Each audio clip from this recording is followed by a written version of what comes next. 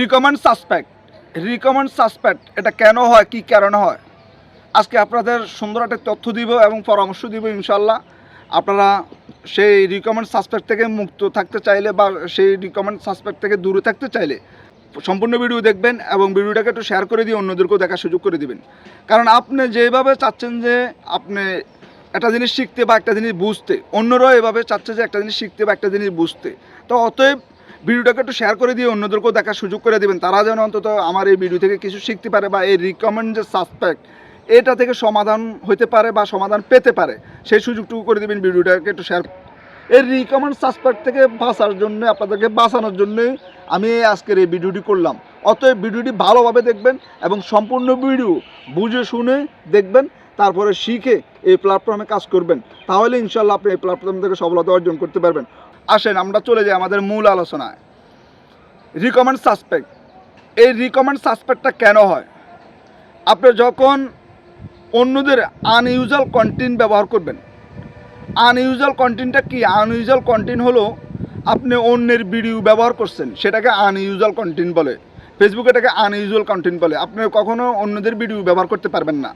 তাহলে ফেসবুক সেটাকে unusual content হিসাবে নিয়ে আপনাকে একটা ইস্যু দিয়ে দিবে এবং একটা স্টিক দিয়ে দিবে। আপনি যখন বারবার একই ভুল করবেন তখন আপনাকে একটা স্টিক দিয়ে দিবে। কারণ হলো এটা ফেসবুক টিমের গাইডলাইনের বাইরে।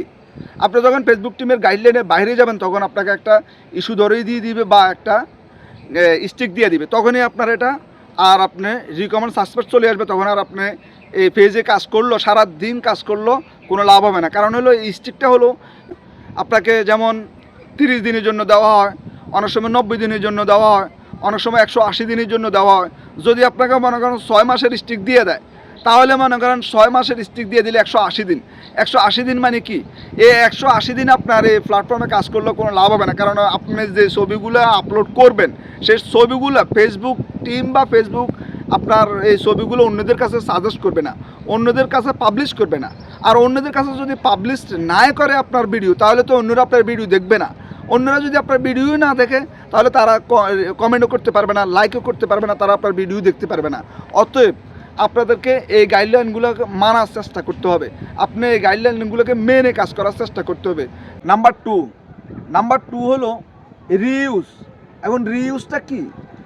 রিইউজটা হলো আপনি একটা ভিডিও একবার আপলোড করছেন, দ্বিতীয়বার ওই ভিডিওটা আপলোড করছেন, এটাকে রিইউজ বলে। এই রিইউজ কখনো করা যাবে না। একই ভিডিও একের অধিক আপনি কখনোই আপলোড করতে পারবেন না। আপনি একের অধিক যদি একটা ভিডিও আপলোড করেন, সেটাকে ফেসবুক এবং ফেসবুক টিম সেটাকে রিইউজ হিসেবে নিয়ে আপনাকে একটা পলিসি ইস্যু দিয়ে দিবে বা একটা স্টিক দিয়ে দিবে। তখন আপনার হয়তোবা দীর্ঘদিনের জন্য যখন একটা স্টিক দিয়ে দিবে, তখন এটা রিকমেন্ড সাসপেক্ট হিসেবে চলে আসবে। তখন আর আপনি পেজ থেকে কাজ করতে পারবেন না। তো অতএব আপনি রিইউজ করতে পারবেন না। যদি একই ভিডিও রিইউজ করেন বা একের অধিক আপনি আপলোড করেন, তাহলে সেটাকে ফেসবুক ইউজ হিসেবে নিয়ে আপনাকে একটা স্টিক দিয়ে দিবে বা একটা পলিসি ইস্যু ধরিয়ে দিবে। তখন আর আপনি পেজ থেকে কাজ করে কখনো সফলতা অর্জন করতে পারবেন না। তো অতএব সাবধান থাকতে হবে, একই ভিডিও যেন আপনার একবারে বেশি 2বার আপলোড না হয়। নাম্বার 3, আপনি একই কমেন্ট বারবার করবেন। একই কমেন্ট কখনো বারবার করা যায় না। আমরা অনেক সময় দেখা যায়, আমরা যখন কমেন্টের রিপ্লাই দিই বা অন্যের ভিডিওতে যা কমেন্ট করি, তখন আমরা বারবার একই কমেন্ট করতে থাকি যে বা রিপ্লাই দিতে থাকি যে ধন্যবাদ ধন্যবাদ ধন্যবাদ ধন্যবাদ, এইভাবে দিতে থাকি। কিন্তু আপনি এই কাজ কখনো করতে পারবেন না। একই কমেন্ট আপনি কখনো করতে পারবেন না। আপনি যখন একটা ভিডিওতে ধন্যবাদ কমেন্ট করছেন, দ্বিতীয়বার লিখতে হবে যে ধন্যবাদ ভাই, আপনাকে অনেক শুভকামনা বা আলহামদুলিল্লাহ বা এভাবে ঘুরে আপনাকে বিভিন্নভাবে কমেন্ট করতে হবে। কারণ আপনি 5-7 বার 10 বার এইভাবে 7-8 বার যখন করবেন, তখন কিন্তু আপনার পেজে ইস্যু চলে আসবে এবং কি স্টিক চলে আসবে। আর স্টিক আসলে মনে করেন আপনাকে বুঝতে হবে যে আপনি আর কাজ করতে পারবেন না এই পেজে। তখন আপনাকে নতুন পেজে আবার কাজ করতে হবে। তাহলে অতএব আপনার নতুন পেজে কাজ করতে হলে যে কী কষ্ট, বা 7,000 10,000 ফলোয়ার করতে হলে অনেক কষ্ট হবে। আমি নিজে করছি, সেটা আমি বুঝি। আমার 10,000 ফলোয়ার নিয়ে আমি একটা পেজ বাদ করে দিছি অলরেডি, আর কাজ করতেছি না। কারণ সেখানে স্টিক চলে আসছে।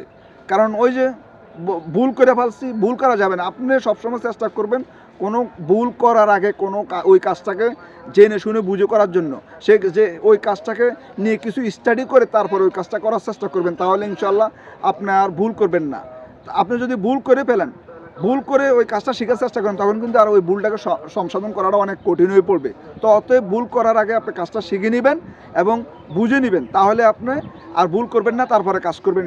তারপরে নাম্বার ফোর হলো, আপনারা অনেকে আছেন নিজের ভিডিও নিজে শেয়ার দিয়ে দেন, 70টা 80টা 100টা শেয়ার পর্যন্ত দিয়ে দেন, কিন্তু অথচ আপনার ভিডিওতে ভিউ হলো মাত্র 30টা 40টা, লাইক হলো 10টা 20টা।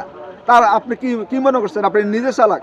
আর ভাই আপনার সাইটে ফেসবুক টিম অনেক বেশি চালাক, কারণ তাদের যে অ্যালগরিদম আছে সেটা অনেক বেশি, সেটা অ্যানালাইসিস করে, তারা ডিজিটাল অ্যানালাইসিসের মাধ্যমে মনে করেন পর্যবেক্ষণটা করে, তাহলে তারা আপনার সাইটে অনেক বেশি বুঝে। আপনি এটাই তো স্বাভাবিকভাবে বোঝার দরকার।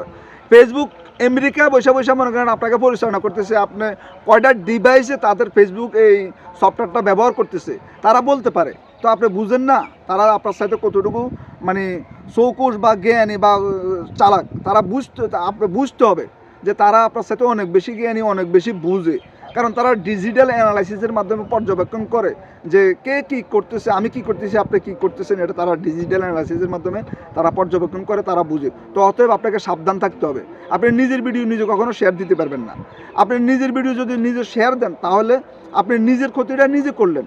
আপনি এই কাজটা কখনো করবেন না। নিজের ভিডিও নিজে যখন শেয়ার দিবেন তখন ফেসবুক আপনাকে একটা ইস্যু দিয়ে দিবে বা একটা স্টিক ধরিয়ে দিয়ে দিবে, আর স্টিকগুলো দিয়ে দিলে আপনি আর কাজ করতে পারবেন না, আপনার পেজে চলে আসবে রিকমেন্ড সাসপেক্ট।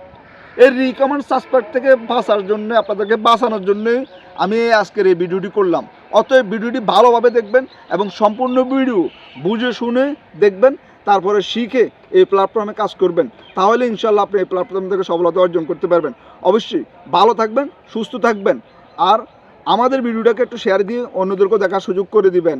এটাই বাস্তব। I love you so much.